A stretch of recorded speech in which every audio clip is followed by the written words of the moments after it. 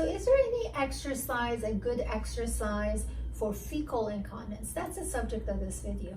Hi, I'm Dr. Shakib from Core Pelvic Floor Therapy in Irvine. Stay tuned.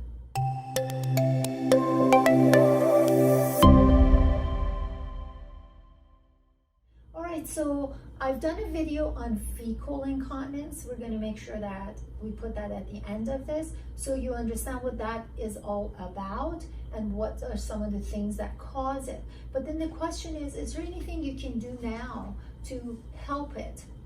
So in the absence of any neurological issues, if the fecal incontinence is happening and the feeder of the problem is a poor posture, then what you want to do is activate the portion of your brain that says upright against gravity. That's called PMRF, or pontomedullary reticular formation. And one of the ways to activate that is you stand up with your arms stretched. This is not a stretching for your back or your chest or your neck. This is simply looking up and opening your arms and a little bit higher than parallel to the ground, and holding it for a count of 20 and then bring it down. And you do that 3-4 times each time, and you do it 3-4 times a day.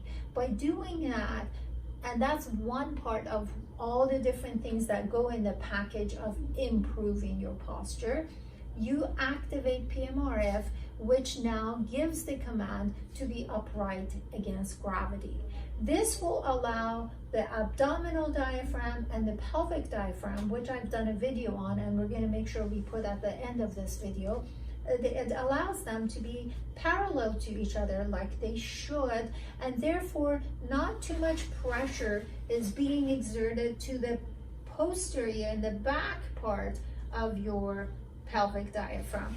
When you are slouching, for example, instead of the two hands being parallel to each other, displaying abdominal and pelvic diaphragm, they go in this fashion. So they go this way. And so every pressure that you're having more of a downward pressure towards the back portion of that diaphragm, which is where the anus is. So that can cause or lead to hemorrhoid as well. I've done a whole video on the relationship between posture and hemorrhoid. So you don't want to exert too much pressure that makes it difficult for the sphincter to have a better control, because at the end of the day, the strongest muscles and the strongest nerves going to an area, if you're having too much pressure against the sphincter, there's only so much tolerance it has, and then it can't hold its job correctly. So you got to keep some basic concepts, some basic understanding, common sense things in mind, which I'm seeing not being there in a lot of cases.